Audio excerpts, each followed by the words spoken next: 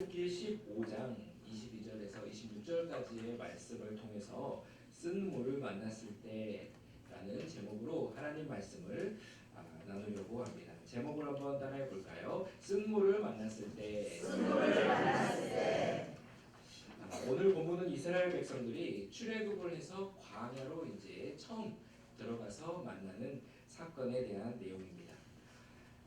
이스라엘 백성들이 아시다시피 이제 애굽에서 노예 생활을 했잖아요. 노예 생활을 하다가 모세를 따라서 이제 애굽에서 출애굽 하였습니다. 그때 당시에는 하나님께서 이스라엘 백성들을 애굽에서 출애굽시키기 위해서 10가지 재앙을 내리셨죠. 그 10가지 재앙을 눈으로 보고 체험을 했었습니다. 그리고 이제 홍해 앞에 서 있을 때 애굽 군대가 쫓아왔는데 하나님께서는 홍해를 갈라주시고 이스라엘 백성들을 무사히 건너가게 해주시고 또 애굽 군대들은 다 홍해의 바다에 침몰되게 해주셨습니다. 그렇게 하나님의 살아계심의 능력을 체험하고 그들은 14장에서 올라와서 15장에서 하나님을 찬양하기 시작했습니다. 하나님께서 자신들과 함께 하신다는 것을 친히 보고 기뻐하며 뛰며 찬양을 했지만 오늘 말씀에 보면 다시 그들이 그 어려움이 시작되는 장면이 오늘 본문 말씀인 것입니다. 출애굽기 15장 22절에서 23절 말씀에 보면은 모세가 홍해에서 이스라엘을 인도하매 그들이 나와서 수르 광야로 들어가서 사흘 길을 걸었으나 물을 얻지 못했다. 마라에 이르렀으니 그곳 물이 써서 마시지 못하겠으므로 그 이름을 마라라 하였더라 라고 말씀합니다. 이스라엘 백성들은 이제 하나님께서 엄청난 기적과 이적을 통해서 역사하셨으니까 앞으로도 하나님께서 함께해 주실 것이라고 확실하게 믿었을 것입니다. 그런데 광야로 들어가 보니까 물이 없었던 거예요. 광야는 보통 우리가 알다시피 낮에는 굉장히 뜨겁고 밤에는 굉장히 춥지 않습니까? 그러한 길을 걸어가는데 게다가 물이 없어서 그들은 고생을 하였던 것입니다. 그래서 좀 참고 계속 3일 길을 걸어갔지만 그들은 여전히 물이 없었고 그러다가 물이 있어가지고 가서 마셨는데 그 물까지 써서 마실 수가 없자 그들은 이제 큰 어려움을 만나 하나님을 원망을 하게 되었습니다. 여기에서 보면은 우리는 참는다고 해서 되지 않는다라는 것을 먼저 잘 알아야 됩니다. 신앙생활에 이제 고난이 찾아온 거잖아요. 신앙생활에 고난이 찾아왔을 때 그냥 무작정 참는다고 해서 하나님의 뜻이 이루어지는 것이 아니다라는 것을 먼저 마음에 새겨야 할 것입니다. 출애굽기 15장 24절에 백성이 모세에게 원망하여 이르되 우리가 무엇을 마실까 하며 그들이 이제 그 물까지 참다 그 물을 마시니까 그 물까지 쓰니까 이스라엘 백성들이 이제 원망을 했죠. 이제 하나님의 역사를 경험한 지 3일 만에 그들은 불평을 했던 것입니다. 그러니까 어떤 기적을 체험해도 작심삼일이라는 말이 있듯이 우리는 하나님의 역사를 경험했더라도 이제 어려운 상황을 만나면 불평을 할 수밖에 없는 존재라는 것을 기억을 해야 됩니다. 그러면 어떻게 해야 될 것이냐? 출애굽기 15장 25절을 보니까 모세가 야훼께 부르짖었더니 야훼께서 그에게 한 나무를 가리키셨고 그 나무를 물에 던지니 물이 달게 되었습니다. 인간적으로 단순히 고난을 만났을 때 참는 것은 결론은 사람은 원망하고 불평하게 되는 것뿐이라는 것입니다. 우리는 불평할 게 아니고 고난이 다가왔을 때 모세와 같이 기도해야 될 줄로 믿습니다. 에레미야 33장에 너는 내게 부르짖으라 내가 내게 응답하겠고 내가 알지 못하는 크고 은밀한 일을 내게 보이리라 라고 말씀을 하셨던 것처럼 우리는 인생을 살다가 힘든 일이 다가왔을 때 하나님 앞에 기도를 해야 한다는 것입니다. 그 고난을 견디고 해결하기보다 먼저 우리의 문제를 해결해 줄 수 있는 하나님 앞에 기도하는 것이 중요하다는 것입니다. 다행히 그들 중에는 기도하는 모세가 있었습니다. 그래서 모세가 부르짖어 기도하니까 하나님께서 나무를 그 물에다 갖다 넣어라 라고 말씀하셔서 그 물에 넣으니 그 그 물이 달아지게 되었습니다. 오늘날도 이렇게 문제가 생기면 먼저 하나님 앞에 기도를 해야 되는 것입니다. 그들에게 한 나무를 주셨듯이 오늘날 우리에게도 한 나무가 있습니다. 예수님의 십자가 나무인 것입니다. 예수님의 십자가를 우리의 삶 가운데 적용을 시키면 우리의 모든 환경의 문제가 달아지게 변화가 되게 되는 것입니다. 예수님이 누구의 죄를 위해서 십자가를 지셨나요? 나의 죄를 위해서. 네, 맞습니다. 우리의 죄 아니고요, 너의 죄 아니고요, 나의 죄를 위해서 예수님이 십자가를 지신 것입니다. 먼저 죄 문제가 예수님 앞에서 해결될 수 있는 방법은 예수님의 십자가밖에 없는 것입니다. 우리가 예수님의 십자가를 믿고 바라보고 의지하고 회개하고 기도할 때 우리의 모든 그 쓴 물이 달아지게 되는 역사가 나타나게 되는 것입니다. 이렇게 하나님과의 관계가 회복이 되면 하나님께서 역사해 주심으로 말미암아 그 문제가 비로소 해결되는 것입니다. 그렇기 때문에 문제의 해결을 내가 하기보다는 하나님 앞에 나와서 하나님과 관계를 풀어나갈 때 우리의 문제가 진정으로 변화가 될 줄로 믿습니다. 어떤 큰 문제가 와도 상관없이 그 문제 앞에 하나님께 그 문제를 가져가서 기도하면 하나님께서 우리에게 사는 길을 알려주시는 것입니다. 십자가를 바라보고 기도함으로 하나님의 은혜로 모든 어려움을 이겨나가는 우리 사회사업 미용선교회 회원분들이 되시기를 바랍니다. 그런데 이제 중요한 게 지금부터 시작되는 거예요.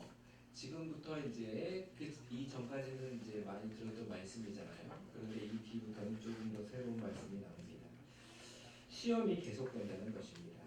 출애굽기 15장 25절에 보니까 야훼께서 부르짖었더니 야훼께서 그에게 한 나무를 가리키시니 그가 물에 던지니 물이 달게 되었더라. 근데 물이 달게 되었어요. 그리고 나서 하나님께서 거기서 야훼께서 그들을 위하여 법도와 율례를 정하시고 그들을 시험하실세라고 말씀합니다. 한번 따라해 보겠습니다. 시험하실세. 하나님께서 그냥 축복을 주시는 것이 아니고 앞으로 계속 시험을 하신다는 말씀이 있다는 것입니다. 그렇기 때문에 우리는 원망하고 불평하다가 예수님의 십자가를 보여주고 기도해서 하나님께서 치료해 주셨다. 그리고 또 문제가 생기면 십자가를 바라보고 치료해 주셨다. 이게 이제 계속 같은 패턴으로 가는 게 아니라 하나님이 시험해 주신다는 것을 알고 우리가 어떻게 반응을 잘 해야 되는 것입니다. 시험 문제는 뭐하러 내는 건가요? 이거를 풀어보게 하시려고 하나님께서 시험을 내는 거잖아요. 그래서 우리의 실력을 성장시켜 주시기 위해서 모든 학교에서도 시험을 보지 않습니까? 그런 것처럼 하나님께서 이제 광야에서 시험을 내신다라는 것입니다. 그래서 그 시험을 잘 통과하는 믿음의 성도들이 되어야 하는 과제가 남아있다라는 것입니다. 광야와 같은 인생을 살아보다 보면 여러 가지 상황이 발생합니다. 이스라엘 백성들도 마찬가지였어요. 그들은 당시 그 상황밖에 몰랐는데 우리는 그 사람들이 어떤 과정을 겪게 되는지를 우리는 잘 알아볼 수가 있습니다. 14장에 홍해를 건너서 이제 굉장히 그들이 좋아했죠. 15장에 3일 만에 물이 없어서 불평을 했습니다. 그래서 물이 달아졌어요. 그래서 그 다음 장에는 또 음식이 없어서 힘들다서 불평을 했습니다. 그러니까 만나 메추라기가 내렸어요. 17장에 또 물이 없어서 또 원망을 했습니다. 그러니까 반석에서 물이 나왔어요. 그런데 이제 그 이후에 대적 아말렉이 또 쳐들어왔습니다. 이스라엘 백성들은 이와 같이 축복의 길이 아니라 자꾸 문제가 일어나고 문제가 해결되고 문제가 일어나고 해결되고 계속 이런 상황이 반복이 되었던 것입니다. 그들이 무언가 잘못해서 그런 일이 생기는 것이 아니라 광야에서의 그러한 삶이 계속 자기와 상관없이 이렇게 반복해서 일어났던 것입니다. 하나님께 문제를 해결받고 이제 좋은 일만 있겠지?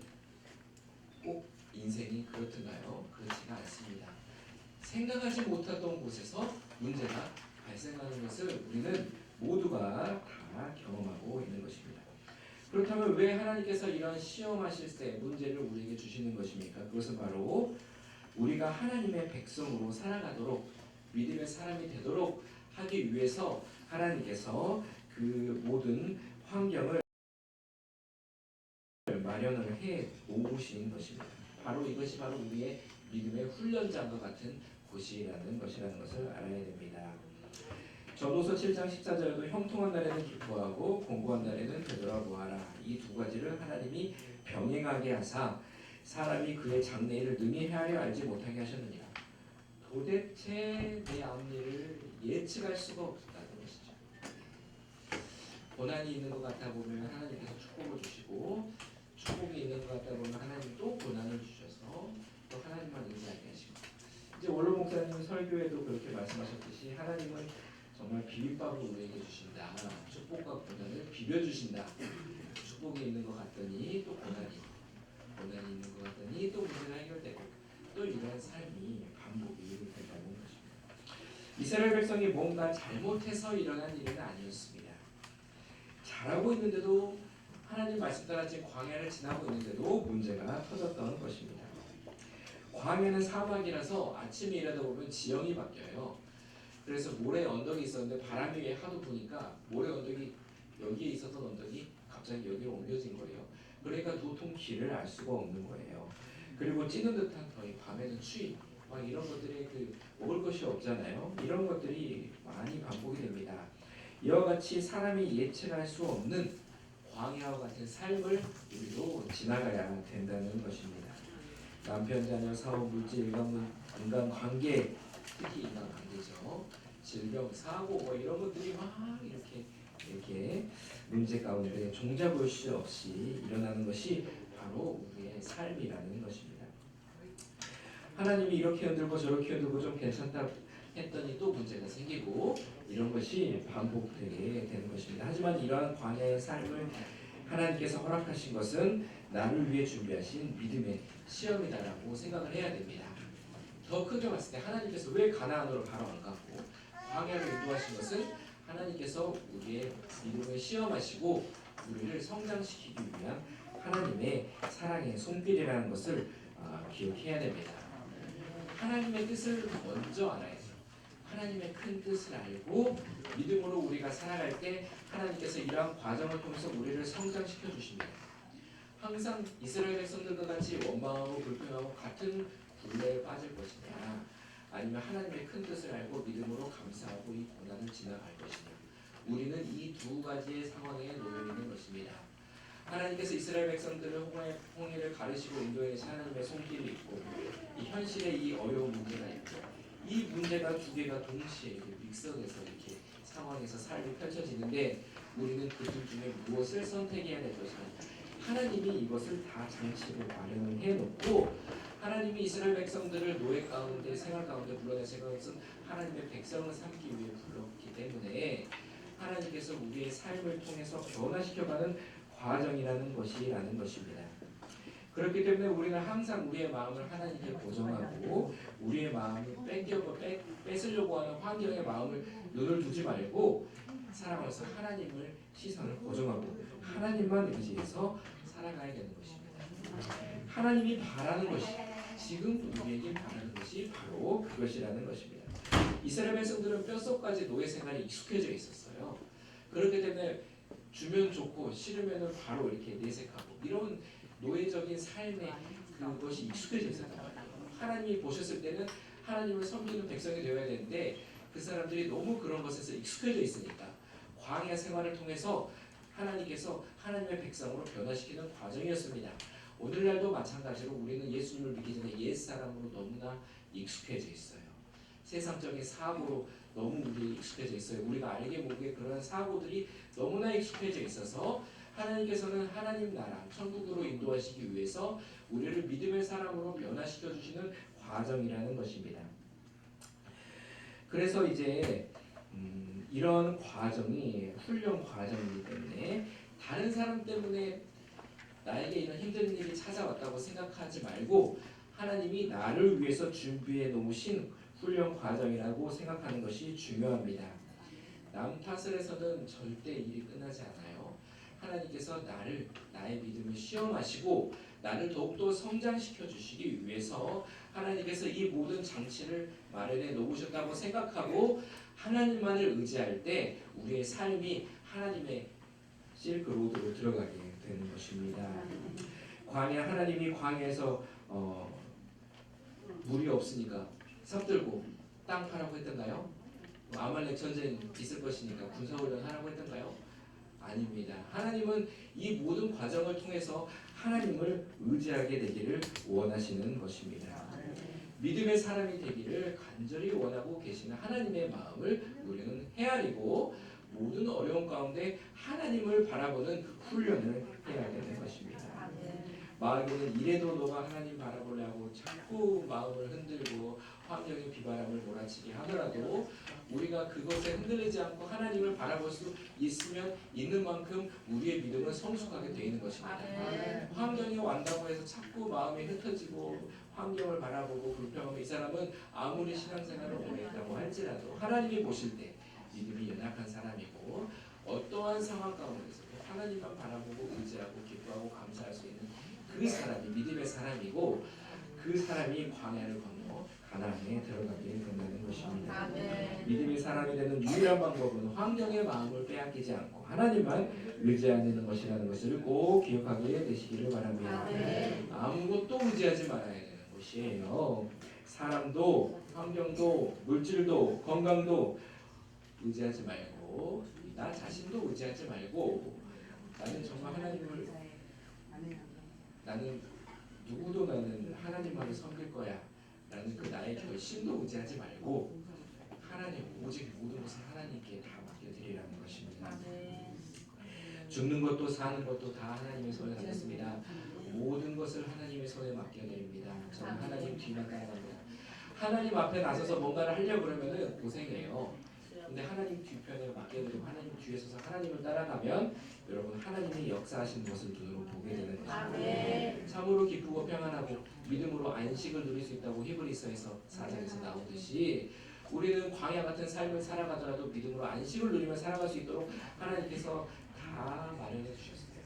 우리의 필요한 것들을 채워주시고 우리의 가는 길을 누구보다 잘 아시고 우리의 원하는 것을 누구보다 잘 아시고 우리의 원하는 것을 주시기를 원하시는 하나님께서 지금 이러한 힘든 과정을 겪게 하는 것은 다 하나님께서 우리를 훈련시키기 위함이다 라는 것입니다. 그래서 주님만이 나를 도우십니다. 주님만 바라봅니다. 모든 것을 다 주님께 맡깁니다. 이 고백이 나오게 하시려고 하나님은 우리의 삶 가운데 여러 가지의 그 장치들을 마련해 놓으셨다는 것입니다. 신명기 8장 3절에 너를 낮추시며 너를 줄이게 하시며 또 너도 알지 못하는 내 조상들도 알지 못하는 만나를 내게 먹이신 것은 사람이 떡으로만 사는 것이 아니오 야훼 입에서 나오는 모든 말씀으로 사는 줄 내가 알게 하려 하십니다. 출애굽기 19장 4절에도 내가 애굽 사람에게 어떻게 행하였음과 내가 어떻게 독수리 날개로 너희를 업어 내게로 인도하였음을 너희가 보았느니라. 하나님께서는 이러한 광야 낮추시고 광야를 거치게 하심을 통해서 하나님께서는 이 말씀으로 산다 하나님만을 의지할 때 살아갈 수 있다라는 것을 알게 해주시려고 이러한 과정을 겪게 해주시는 것입니다. 나를 위해서 하나님이 준비해 주시는 것이라는 것입니다. 대적자도 하나님께서 나를 위해서 준비해 놓으신 것이고 안 좋은 환경도 하나님께서 나를 위해서 나를 사랑하셔서 준비해 놓으신 것이라는 것입니다. 아들을 버려서 우리를 구원해 주신 하나님께서 우리에게 좋은 것을 주시기를 당연히 원하지 않고 있겠습니까? 이러한 고난도 사실은 하나님의 축복을 주시기 위해서 하나님께서 허락하신 과정이라는 것입니다. 그렇기 때문에 고난이 있을수록 하나님만 더욱 의지하고 고난 중에도 믿음으로 긍정적으로 고백하는 감사하는 여러분들이 되게 되시기를 바랍니다. 하나님이 시험하신다고 했는데 이제 구체적인 시험 기준이 또 나와요. 15장 26절에 보면은 이르시되 너희가 너희 하나님 나 야훼의 말을 들어 순종하고 내가 보기에 의를 행하며 내 계명에 귀를 기울여 내 모든 규례를 지키면 이렇게 말씀합니다. 하나님의 시험 과정을 통해서 결국 우리는 하나님의 말씀에 기쁘게 순종하는 믿음의 사람이 되는 것입니다. 이게 말씀을 보니까 내 계명과 내 규례라는 말이 나오거든요. 내 계명은 10계명을 말합니다. 10계명을 말하고 규례는 그런 이제 정결법, 제사법 이런 법칙을 지키는 그 다른 모든 기타의 그 법칙을 말하는 거예요. 그런 것처럼 우리가 하나님의 말씀을 잘 지킬 때 우리가 하나님의 사람으로 점점 더 변화되어 가고 믿음의 시험을 이길 수가 있다는 것이죠. 그래서 네 계명, 10계명인데요. 오늘날 이 계명은 예수님께서 한 계명으로 축약해서 핵심적으로 요약해서 말씀을 주셨습니다. 그것은 바로 너희는 서로 사랑하라라는 것입니다. 율법의 완성이 사랑이라고 로마서 13장 10절에도 말씀을 하고 있습니다. 우리는 어떤 상황 가운데서 다른 사람을 사랑으로 대할 줄 알 때 그게 바로 하나님의 말씀을 따라 행하는 것입니다. 그러니까 이제 시금석이에요. 사랑한다는 거. 그 이제 이렇게 이제 자기 나름의 사랑법이라고 하는데 내가 봤을 때는 사랑이 아닌데 라고 느껴질 때가 있잖아요. 그게 아니고 이 성경에서 말하는 서로 사랑하는 이 사랑으로 행할 때 하나님의 말씀을 지켜 행하는 것이고 모든 시험을 통과할 수 있게 되는 것이라는 것입니다.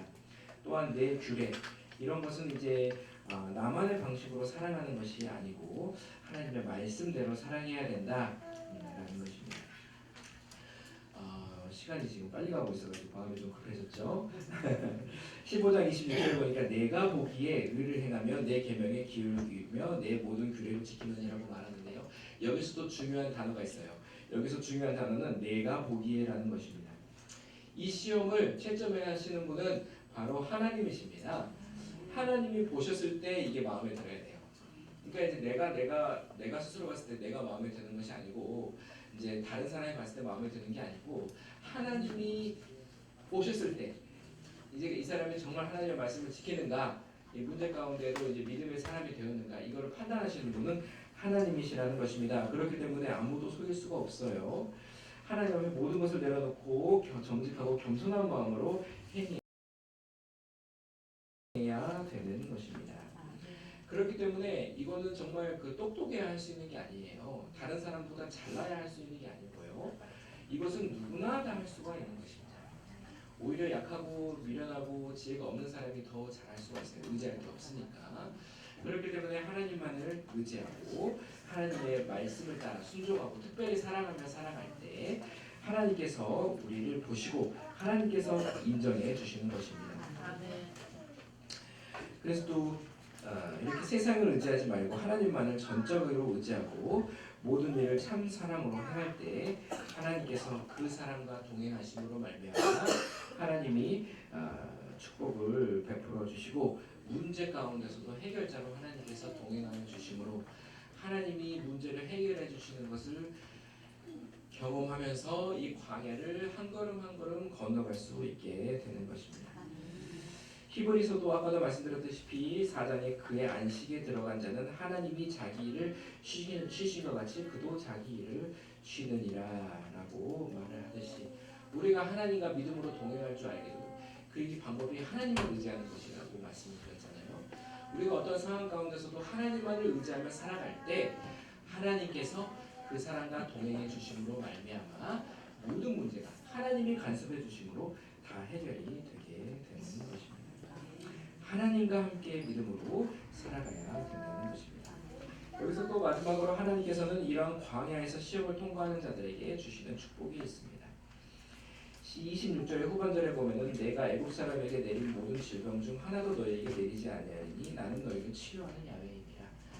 하나님께서 하나님의 백성들 특별히 하나님의 말씀을 하나님이 보시기에 잘 믿고 지키고 따라가는 사람들에게는 건강을 약속하여 주셨습니다. 특별히 건강. 다른 것도 많이 있어요. 다른 것도 많이 있는데 하나님께서 특별히 꼭 집어서 내가 너희를 건강하게 해주겠다라고 말씀을 해주시는 것입니다. 하나님은 질병을 치료하시는 우리 하나님입니다. 하나님이 우리의 질병을 치료하기 위해서 채찍에 맞으실 정도로 하나님은 우리의 질병을 치료하기를 원하십니다. 철학 때 보면 중국에도 올라오면 왜 이렇게 아픈 사람이 많은지 몰라요. 병원에 가보면 아픈 사람이 정말 가득 차 있지 않습니까? 하지만 하나님께서는 이런 광야 같은 삶 가운데 내가 너희들의 건강을 책임져 주겠다 라고 첫 번째로 약속을 해 주시는 것입니다. 두 번째로 하나님께서는 가난과 저주 대신 축복을 내려 주십니다. 하나님은 우리의 모든 필요를 공급해 주시는 하나님이신 것입니다. 오늘 말씀에서도 쓴물을 단물로 변화시켜 줬던 것처럼 하나님께서는 가는 곳마다 우리의 필요를 공급해 주십니다. 우리의 문제를 해결해 주시는 것입니다. 앞으로 넘어져도 이렇게 돈이 있고 뒤로 넘어지니까 막 침대가 있고 밑으로 내려가는데 갑자기 돈이 떨어져 있고 이렇게 하나님께서 이렇게 함께 해주시면서 복을 주시는 것이에요. 복의 근원이신 하나님이 함께 하시기 때문에 안 되는 것 같지만 잘 되는 것입니다. 하나님께서 이게 예수님 믿고 사랑하며 살아보면은 이제 손해 보는 것 같이 살아야 되잖아요. 그런데 하나님께서는 자잘한 복 하지 않고 큰 복을 내려주시는 거예요. 정말입니다. 제가 산 증인입니다. 네, 그렇기 때문에 하나님만 믿고 의지하면 하나님께서 여러분의 필요를 아시고 차고 넘치게 부어 주시는 것입니다. 하나님께서 모든 저주를 담당하기 위해 십자가를 다 져주셨으니까 하나님께서 안 져주실 이유가 없습니다. 우리가 하나님만을 의지할 때 하나님께서 우리에게 너무나 좋은 것들을 다 예비하고 계시는 것이니까 하나님만을 의지하는 여러분이 되시길 바랍니다. 또한 하나님께서는 우리의 마음에 참 기쁨과 평안을 내려주십니다. 대적자들로부터 보호해 주시는 것이죠. 믿음의 시험을 잘 통과하는 사람에게 이러한 평안을 주시는 것입니다. 요즘 세상 사람들이 얼마나 평안이 없습니까? 여러분 얼마나 그 사람들이 고민과 스트레스와 염려 때문에 잠을 잘 못 자는 사람들이 얼마나 많은지 몰라요. 우울증에 지금 초기 단계에 있는 사람들 너무 많고요. 그렇게 삶의 행복을 누리지 못하고 살아가는 사람들이 너무 많은 이 시대에 하나님께서는 완전한 내가 평화, 완전한 보호하심, 인도하심, 축복하심 이런 것들을 약속해 주시는 것입니다. 그렇기 때문에 언제나 하나님만을 의지하며 살아가게 되시기를 바랍니다. 진정한 복은 이웃을 사랑하며 믿음으로 하나님과 동행하는 것이요. 하나님의 다스림 속으로 들어가서 영혼이 잘된 같이 범사가 잘되고 육신이 강건하는 삶을 살게 되시기를 바랍니다. 말씀을 정리하도록 하겠습니다. 광야는 정말 변화무쌍한 장소입니다. 여러분 앞일을 예측할 수 있는 사람이 아무도 없습니다. 그러니까 사람들이 그 자기가 불안해하고 예수 믿는 사람 말고 아는 사람들은 점집에 찾아가고 그러잖아요. 그러니까 자기의 그 미래가 어떻게 될지 모르니까 그것이 이제 너무 그게 마음의 그 부담이니까 함께 찾아가서 그렇게라도 잠깐 위로를 받으려고 찾아가는 것입니다. 그런데 찾아갈 필요가 없는 것이 그들은 맞지가 않아요. 하나님께서 아무도 예측하지 못하게 다 만들어 놨습니다. 그렇기 때문에 우리가 의지할 것은 바로 하나님이라는 것입니다. 사막과 광야와 같은 삶을 지날 때 하나님이 든든한 보호자가 되어주신다는 것을 깨닫고 하나님만을 의지하게 되시기를 바랍니다. 그러니까 핵심은 하나님을 의지하는 것이에요. 살아도 죽어도 다 내가 하는 것이 아니고 나는 내려놓고 하나님만을 의지하고 하나님이 앞서 가십시오. 하나님께 먼저 가게 만드시고 하나님의 모든 것을 하게 하시고 저는 하나님을 의지하고 하나님 뒤만 따라갑니다. 하나님만 믿고 갑니다. 이렇게 하면 하나님이 도와주신다는 것입니다. 어떠한 환경이 다가올지라도 여러분 하나님만을 바라보고 믿음으로 동행할 때 하나님께서 우리의 모든 것을 다 간섭해 주시고 책임져 주시는 것입니다. 사람, 환경, 물질, 자녀 등 아무것도 의지하지 말고 나 자신도 의지하지 말고 나도 믿음으로 잘 살 것 같지만 금방 넘어져요. 내 자신도 의지하지 말고 하나님을 의지하는 여러분이 되시길 바랍니다. 그러면은 마음에 평안해요. 제가 또 이제 경험자입니다. 그러면 마음에 참 평안이 찾아옵니다. 악당이 찾아올 때가 있어요. 세상을 살다 보면은 참 나쁜 늑대 같은 사람이 찾아와도 기쁩니다.